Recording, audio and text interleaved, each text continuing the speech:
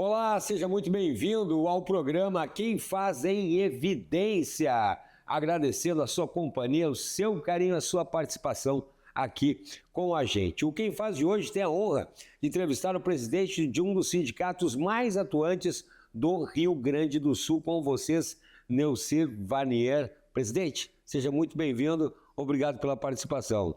Obrigado a você por mais essa oportunidade para a gente poder levar um pouco do nosso dia a dia para a tua audiência. Com certeza, né? Eu já vou começar aqui, ó, mostrando aqui, pedir para o Douglas Barcelos mostrar aqui, ó, o presidente aparece aqui já nessa entrevista aqui, uma das últimas edições aqui da revista Em Evidência, olha só, uma entrevista aqui falando sobre o custo de reduzir a responsabilidade técnica e também ajuste fiscal. Mas antes de a gente entrar na parte técnica, presidente, eu vou começar perguntando quem é o Neucir e como é que ele chegou a presidente do Sintergs. Puxa.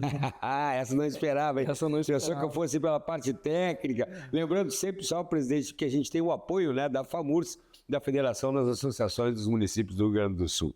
Bom, é um servidor público, né? Um trabalhador, trabalho desde sempre. Minha empresa familiar, né? Eu sempre tive um espírito de empreendedor, tenho isso na minha construção cultural dentro da minha casa e ainda pretendo, né, voltar para essa atividade. Mas agora estou numa missão, né? Acabei entrando no serviço público e talvez por conta desse viés empreendedor de querer sempre buscar melhorar a situação, na busca de mudanças contínuas para melhorias, né? Naquela atividade, acabei no sindicato. Fui convidado lá atrás, não entendia muito bem o que era um sindicato, vi a importância, que é fundamental para a sociedade como um todo, e estou tentando impor também, né? Impor, de certa forma, esse espírito empreendedor. E é por isso que eu acho que também, não só esse fator, o Sintergs tem tido um certo destaque nesse segmento de sindicatos, porque traz sempre algum subterfúgio, alguma brecha, alguma inovação na forma de fazer sindicalismo aqui no Rio Grande do Sul. Vem da área, da área privada. Sim. E aí depois virou funcionário público, é isso? Sim, meu pai tinha um comércio, eu vim com 1 ano de idade para Porto Alegre, nasci em Monte Belo do Sul, que era distrito de Bento Gonçalves, ali em Vale dos Vinhedos. Opa. Hoje é município. É verdade. Sou oriundo de agricultores, né? Viticultores. Opa! E meu pai veio para Porto Alegre, até por um desentendimento lá com o pai dele, meu avô.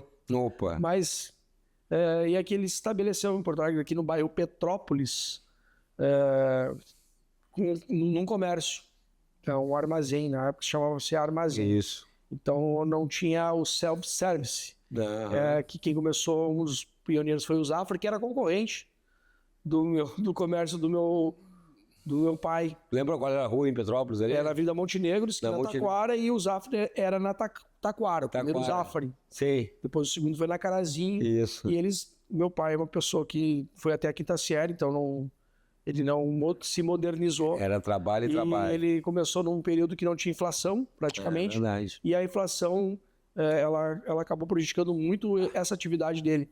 Porque enquanto os outros se modernizavam e compravam em escala, ele comprava de intermediários. Sim. E aí tinha então que embutir os custos. E ele não tinha preço para competir.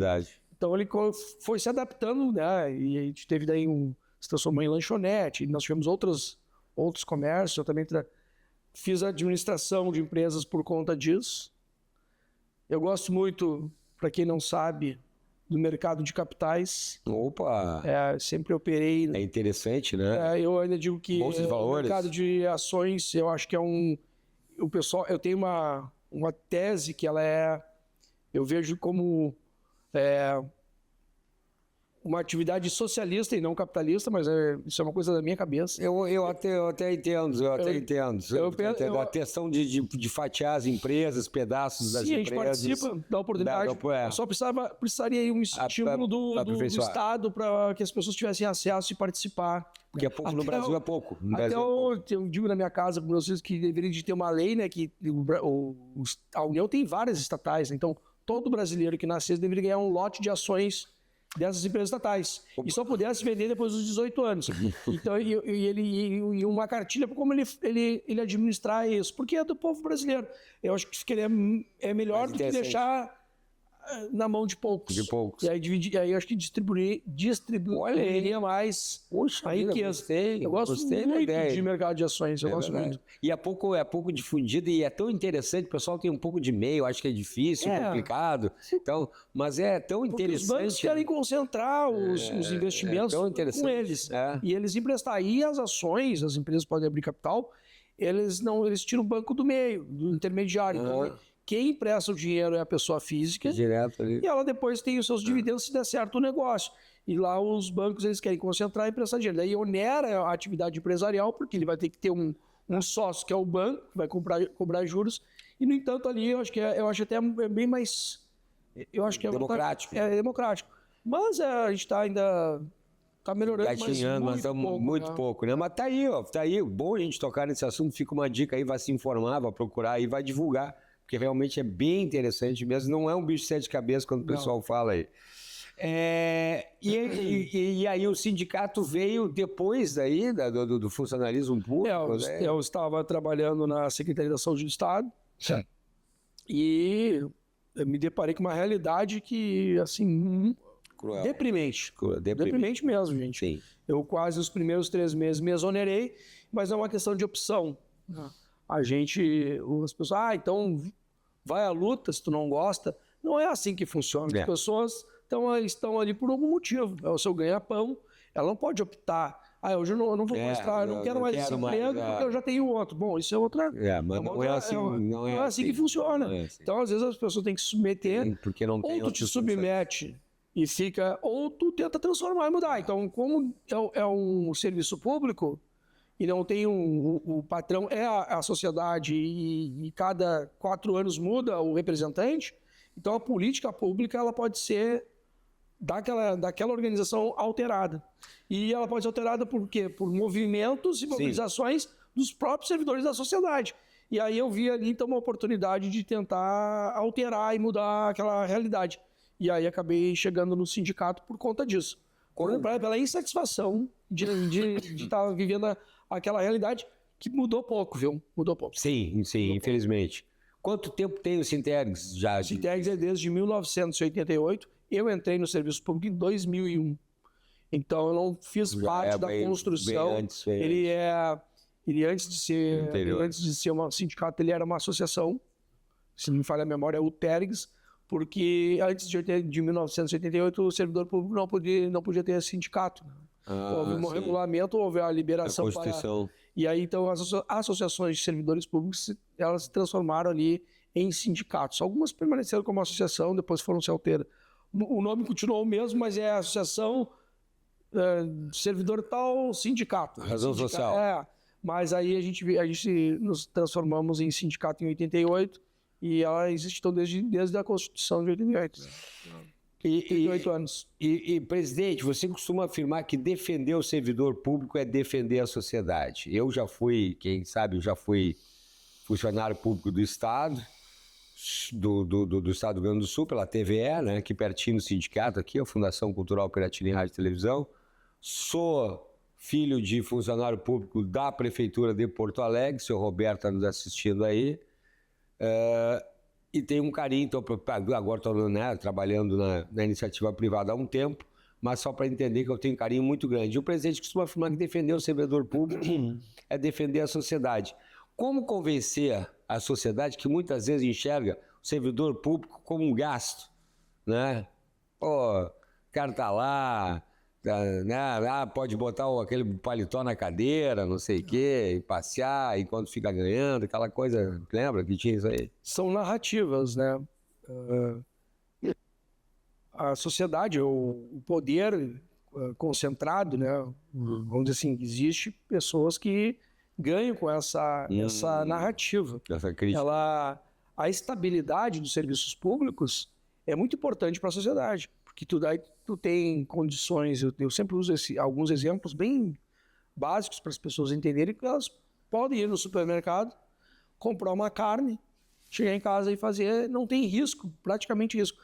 Pode acontecer de estar mal embalada ou estar estragada, mas e aí tu vai lá e reclama, existem instrumentos do serviço público que te garante que tu vai ter aquela carne fresca e não vai te trazer malefícios para a tua saúde. E se tu ficar doente, tu ainda tem o serviço público para te atender.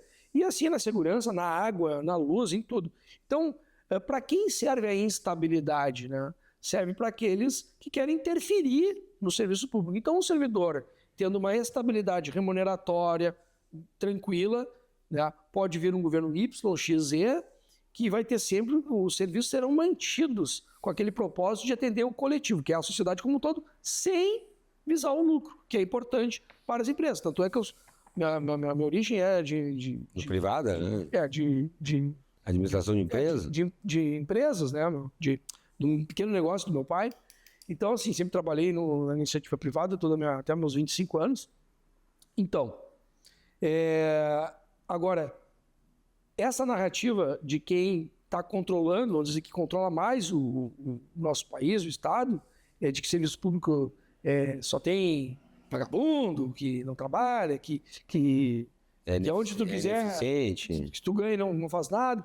Então, essa narrativa ela na verdade, ela tem colado muito na sociedade, porque eles pegam as exceções. Sim, as exceções das empresas tu nunca vê, porque corrupção ela existe em toda a sociedade. Existe a corrupção privada que ninguém vê, porque não, isso é um problema do mercado, daí, né? Sim, já a corrupção do serviço público, daí tem os controladores, que vai ter prisão, tudo. Então, eles pincelam pontos negativos e distribuem. Como a gente pode melhorar e mudar isso, né? E alterar essa realidade? Seria na educação. Boa, então, a educação. Concordo, e aí, tu vê que poucos governos... Na hora do discurso lá é bom, né? Não investe em educação, mas depois, não tem uma formação de cidadão, de educação. Hoje nós vivemos... E a narrativa é do individualismo. Então, tu vê, nas grandes capitais aqui em Porto Alegre, as pessoas são vistas como números, são indivíduos. Tu vai chegar no teu condomínio, tu mora lá 10, 20 anos, tu não conhece teu vizinho do lado. Porque existe o quê? Uma pressão, né? De um tensionamento, mas um ambiente para as pessoas serem individuais e não uma comunidade. Já mais para o interior, as pessoas elas vivem mais em comunidade.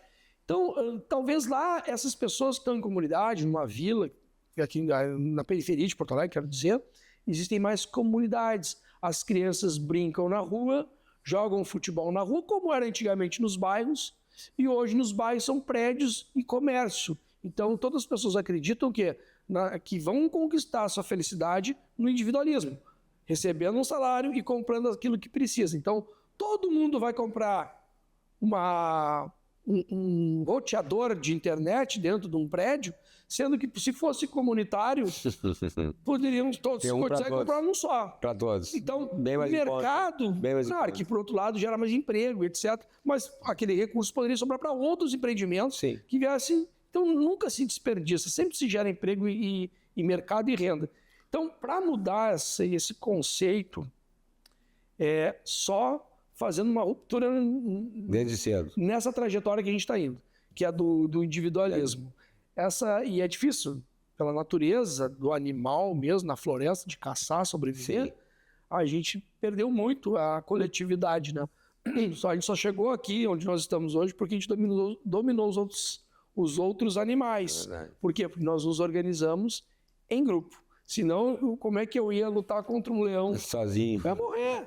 Mas a gente conseguiu dominar o leão, porque nós nos unimos e conseguimos. Hoje, então, o mercado volta ou está indo para uma trajetória individualista, principalmente nos centros urbanos, porque há um interesse de uma unidade consumidora. E ela só pensa nela e no imediatismo. Por isso que quando pessoas chegam na eleição, não quer saber do serviço público, que se exploda, né? É o que todo mundo diz. Vem para a iniciativa privada que tu vai ver. Mas, gente, esse é o nosso pacto. A gente chegou nesse ponto porque nós criamos regras para poder, então, dar oportunidades e respeitar todas as pessoas. E aí o serviço público tem essa conotação. Respeitar, trazer oportunidades e amenizar as diferenças, porque senão o mais forte vai matar o mais fraco, porque é uma lei da natureza. Então, e o indivíduo mais forte não significa que ele é mais forte de músculos. É o indivíduo que tem mais recursos, ele contrata 1.000 pessoas e manda matar as 10.000 pessoas, porque elas estão desunidas e ele tem dinheiro para comprar armas. Então, essa lógica está imposta. E ela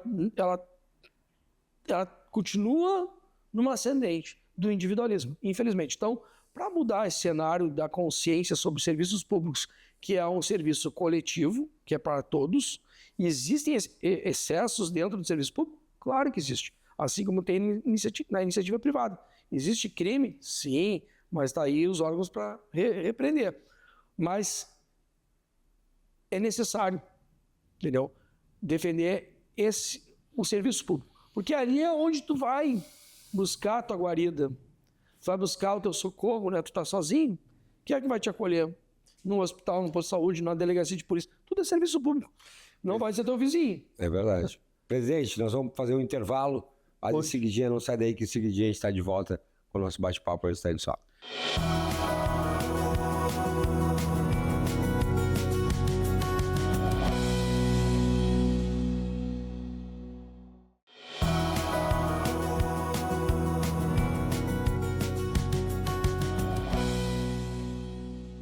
Estamos de volta com o programa Quem Faz em Evidência. Obrigado pela sua audiência, pelo seu carinho. Lembrando que o programa Quem Faz em Evidência tem um apoio aí, né? E o patrocínio da FAMURS, da Federação das Associações dos Municípios do Rio Grande do Sul, porque quando o município se fortalece, todo mundo cresce. Hoje conversando com o Neucir Vanier, né? Que é presidente do Sintergues, falando aí, fazendo uma análise muito bacana sobre a importância do funcionalismo público. E eu começo perguntando, presidente, nesse segundo bloco, o governo frequentemente fala sobre responsabilidade fiscal, né? O senhor acredita que o Rio Grande do Sul, por exemplo, esse discurso tem servido como justificativo para retirar muitas vezes direitos de servidores em nome da responsabilidade fiscal? Sim. Eu tenho sérias críticas sobre esse tema, porque os mesmos que apoiam essa rigidez fiscal, às vezes tu percebe que fazem manifestações ou comparações, não sei se é por desconhecimento ou até mesmo intencional, sobre os Estados Unidos da América, né? Que é um país extremamente alavancado, e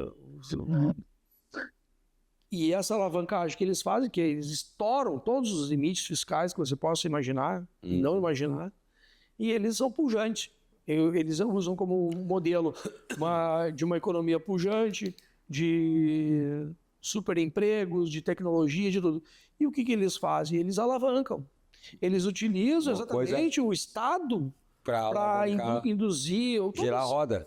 Os equipamentos. Hoje tu vê internet, tudo aqui em volta aqui. Esses smartphones, são todas tecnologias que o próprio Estado investiu. E depois a iniciativa privada pegou pronto.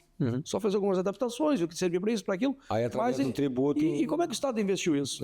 Ele estourou o orçamento. Ele estourou os limites fiscais. Até onde podia. E aí me parece que isso até é intencional para nos manter num tensionamento para não se desenvolver. Então, às vezes me dá essa impressão, e eu não sei, e tanto partidos de direita, de esquerda, de centro, todos falam a mesma coisa. Utilizam o tal de responsabilidade fiscal. Por quê? Porque foi aprovada uma lei que eu não sei nem se ela tem o nascedouro dela, a origem, ela é externa aos interesses do nosso país. Tu pode alavancar, tu pode. Por que os outros países vão mais longe? Os ditos desenvolvidos fazem com tranquilidade. E nós que estamos no terceiro mundo, vamos dizer assim, tentando se desenvolver, a gente não pode fazer isso. A gente tem limites de alavancagem. E diz, bom, gente, é caindo que se levanta. Não é assim que se diz? É das cinzas que a gente ressuscita. Então, eu não vejo nenhum problema. Eu acho que isso aí é uma falácia. Eu escuto isso, eu tenho 57 anos, nasci em 1969, sou um guri. Eu sou de 67. Sou um guri ainda, né? E desde que eu comecei a ter consciência sobre o Estado, política, lá com uns 17 anos mais ou menos, 16, eu escuto isso, que o Estado está quebrado. O Estado está quebrado, que o Estado vai quebrar. E os antigos me dizem que é a mesma história que eles escutavam lá atrás, em 1950, e eu não sei, porque e não quebra nunca. Então eu acho que são narrativas intencionais para interesses que não são aqueles que a gente almeja como cidadão, como sociedade, né? Para se desenvolver. Presidente, a questão, né? O presidente representa aí profissionais altamente qualificados do Estado, né? Na sua avaliação, o governo aproveita esse conhecimento técnico aí na formulação, por exemplo, das próprias políticas públicas aí, ou desperdiça, digamos assim, esse patrimônio intelectual aí que o próprio Sintex representa, né? Bom, eu só posso falar assim por experiência, até onde eu estive em contato com o serviço público desde 2001, os governos, eles aproveitam aquilo que lhe convém. Até ali, né? Até ali. Poderia aproveitar muito mais. Eu acho que, na verdade, isso já é uma miopia Triste. de governos. Triste. Miopia.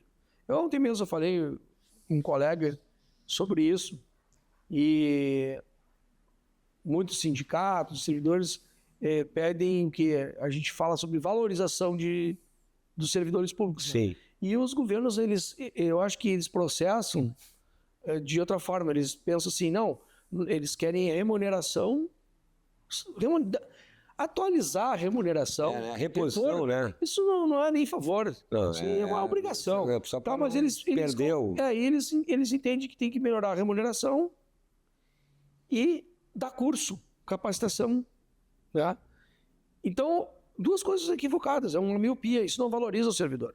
Isso aí só valoriza o currículo do servidor e ali tu remunera um serviço que não quer dizer nada, se vale mais, se vale menos. Claro, dentro de uma lógica que a gente vive hoje, quem ganha mais, né, pode ser uma pessoa ignorante, sim, parece que ele vale mais que outro que não ganha nada, que é um que salva vidas, que é um enfermeiro que está fazendo um curativo. Mas não é isso que eu estou falando. Valorizar na outra entrevista que eu dei, eu falei, transformar aquele profissional, inclusive nós, que, como o senhor mesmo disse, é uma gama enorme de profissões, sim. Transformar num sujeito que participa das decisões e das políticas públicas como um fator de subsídio para as tomadas de decisão, que é o que acontece nas grandes empresas, tá? De sucesso no mundo. Mas não, isso não acontece. Aí isso tu valoriza. Sim. Porque a pessoa se sente o quê? Prestigiada. Então ela está participando efetivamente e contribuindo com as suas qualidades e o seu profissionalismo para melhorar a tomada de decisão. E o governo, então, ele subutiliza esse mar de pessoas altamente qualificadas. Isso frustra muito, não valoriza, desmotiva e gera o quê? Improdutividade. Mas parece, no meu entendimento, que é proposital. Então, em resumo, os governos realmente não aproveitam adequadamente os nossos profissionais. A gente tem cerca de 2 minutos, presidente, está terminando aqui rapidamente, então, a opinião final para concluir sobre, né, o que pretende deixar depois da saída da presidência do nosso querido Sintergs. Eu particularmente pretendo, né, deixar um exemplo, né, de vamos dizer assim, de insistência, né, na forma pela qual a gente age como sindicato. Como eu havia dito antes, o nosso sindicato ele procura inovar, pensar fora da caixinha, porque a gente o que eu gostaria que acontecesse é que esse sindicato continuasse pensando fora, fosse não fazer as mesmas coisas que os outros vêm fazendo. A gente vê muito isso em alguns sindicatos. É importante fazer as mesmas coisas até um certo ponto, mas a gente tem que procurar espaços, brechas, oportunidades que às vezes a gente não consegue enxergar porque está muito envolvido sempre com as mesmas atitudes. Sim. Então, gostaria que o sindicato aqui, isso já está sendo incorporado, seja um sindicato que ele busque sempre estar na vanguarda, vamos dizer assim. Eu tenho orgulho disso, né? Estar na vanguarda das ações, procurando ideias, pondo em prática, articulando. Agora há pouco nós tivemos aí a database, pela terceira vez, a PEC da database, 2 vezes lá em 2017 e 2019, de origem parlamentar, que é uma luta de que vários sindicatos sempre lutaram, e nós não somos os proponentes, nós somos os deputados, nós não somos deputados, mas nós levamos a ideia para um deputado, convencemos o deputado, né? E depois nós incorporamos outras entidades juntamente, e hoje ela está tendo um caminho, uma vida própria. Mas ela nasceu, posso lhe dizer, aqui dentro do Sintergs, essa database aí, a última hora. Não é aquela que a gente vislumbrou, ela foi desidratada, mas foi o que a gente, juntamente com as outras entidades, a gente conseguiu avançar. Mas a gente pensou fora da normalidade, vamos dizer assim. Presidente Alcir, muito obrigado, tá, pela participação, por nos atender aqui e por dar essa visão aí, conhecer um pouco mais da pessoa, da figura do Alcir como presidente. Muito obrigado, tá bom? Um grande abraço e até a próxima. Obrigado a você e a sua audiência. Valeu, e obrigado a você de casa aí também, tá bom? Grande abraço e até a próxima.